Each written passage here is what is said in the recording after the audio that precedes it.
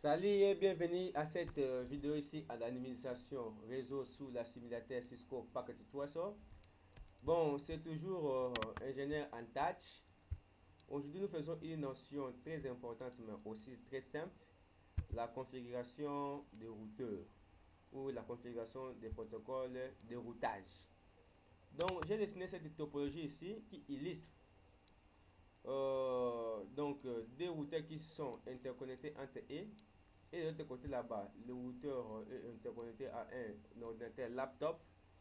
De l'autre côté, l'ordinateur est interconnecté à un switch qui à son tour est aussi interconnecté à trois ordinateurs. Donc cette topologie ici nous fait voir vraiment que ici il y a la présence de trois réseaux. Donc en vérité, c'est la loi qui dit vraiment que chaque interface ou chaque port de routeur correspond à un réseau. Donc nous avons ici les réseaux que j'ai nommé 192.168.12.0. À l'intérieur, la communication entre deux routeurs, c'est aussi un réseau. Donc, j'ai mis la classe B 172.140.0.0. Et ici, c'est les réseaux 12.0.0.0 avec sa passerelle ici. Donc, ça, c'est la classe A. Ici, c'est la classe entre les routeurs, c'est la classe B. Et les routeurs au laptop, la liaison est de la classe C. Donc, j'ai donné la passerelle, les adresses réseau et j'ai aussi donné les adresses que j'ai attribuées aux ordinateurs. Voilà, j'ai déjà attribué les adresses pour ne pas prendre beaucoup de temps dans la vidéo ou dans la présentation. Donc voilà. Ici, aujourd'hui, nous faisons juste quoi? Nous faisons seulement la configuration du protocole de routage RIP qui va nous permettre d'acheminer les paquets du laptop vers les autres ordinateurs et vice versa. Donc, la notion de routage, donc routeur signifie quoi? Donc, on doit créer des routes qui doivent emprunter les paquets dans les réseaux afin de quitter de les mettre vers euh, les destinataires. Voilà. Donc, on peut voir vraiment comme ça que cet ordinateur ici, laptop n'est pas à mesure d'envoyer les informations là-bas, ça ne passe pas. Donc, qu'est-ce que j'ai fait? Je vais d'abord activer les interfaces. Donc, je suis ici, donc, je rentre dans les routeurs. Voilà, j'ai fait entrer dans le mode utilisateur, mode privilégié comme ça, et je tape conf dans le mode de configuration globale. J'ai fait quoi? J'ai fait interface fast 0 bar 0 0 bar 0. Donc je donne quoi? Je donne IP address, donc l'adresse la passerelle, donc 12.0.0.4 avec les masques 255.0.0.0 et j'ai fait no shutdown. Donc je suis ici, j'ai fait la même chose. Donc j'ai fait enable conf t et fait interface fast 0 bar 0 IP address. Donc je donne quoi?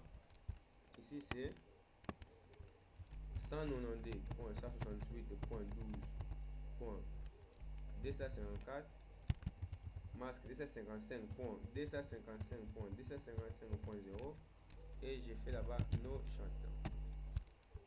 Voilà, et maintenant je vais maintenant activer les interfaces entre les routeurs. Voilà, je fais exit pour revenir. Je fais interface, c'est donc 0 par 0 par 0. Donc IP address, donc c'est 170.140.0.1 255.255.0.0. Ici après de l'horloge, je fais clock wait. Voilà, comme ça 104 000 et j'ai fait no shutdown. J'ai fait la même chose là-bas. Donc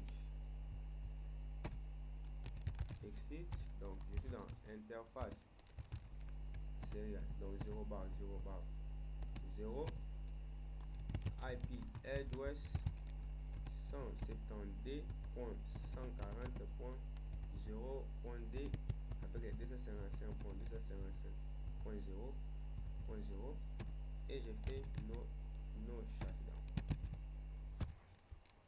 Donc on peut voir que toutes les interfaces sont activées, mais nous ne sommes toujours pas à mesure d'acheminer les paquets, donc ça ne doit pas passer. Laptop ne peut pas envoyer les informations à notre ordinateur, ça ne passe toujours pas. Et le routeur ne peut pas communiquer avec l'ordinateur là.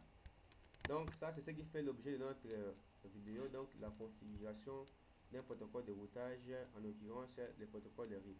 Donc qu'est-ce que j'ai fait? Donc je vais configurer un protocole qui va permettre l'acheminement des informations ou des paquets, des messages quittant les laptops vers les ordinateurs et vice versa. Donc j'entre dans les routeurs, je fais la commande do show IP route. Bon, on peut voir que dans ces routeurs ici, il y a des réseaux qui sont directement interconnectés. Donc nous avons les réseaux 172.140.0.0, donc la classe B qui est interconnecté au port série, et nous avons les réseaux 192.168.12.0 qui est interconnecté au port Fast Internet. Voilà, qu'est-ce que j'ai fait? J'ai fait router RIP,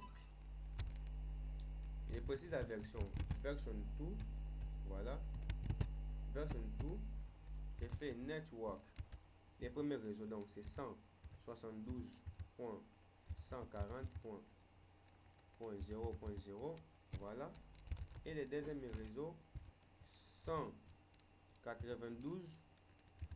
192.168.12.0, et j'ai fait do write, voilà. J'entre dans l'autre routeur, là où il y a le clock wait, j'ai fait quoi? J'ai fait toujours la même commande do show IP route, voilà. J'ai fait route RIP, je précise la version 2, et puis j'ai dit ici aussi il y a des réseaux qui sont interconnectés, les réseaux 12.0.0.0 et ça 72.140.0.0. donc j'ai dit 12.0.0.0 et le dernier réseau c'est le réseau 172.140.0.0, les réseaux de la classe B. Comme ça j'écris do write.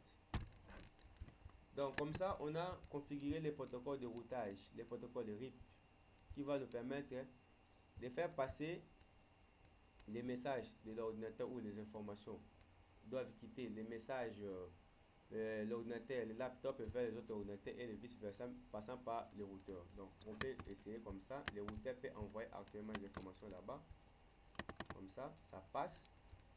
Donc l'ordinateur peut aussi envoyer les informations au laptop, comme les ordinateurs aussi peuvent se communiquer entre eux, et les routeurs plutôt peuvent se connecter entre eux. Donc on peut quitter de ces routeurs ici vers les laptops. On peut aussi quitter plutôt de l'ordinateur vers les laptops comme ça là, et faire les vice versa. Donc on voit vraiment qu'on a configuré un protocole de routage qui nous a permis d'acheminer les paquets dans les réseaux. Je crois vraiment que c'était une très bonne vidéo pour tout le monde. Rendez-vous sur ma chaîne YouTube pour d'autres vidéos toujours en administration réseau. Il y a aussi dans la même collection des vidéos sur Java, sur les bases de données et d'autres notions ou d'autres cours informatiques. Je crois vraiment que c'était une très bonne présentation. C'est un général en tâche, configuration du protocole RIP. C'est fini et à la prochaine.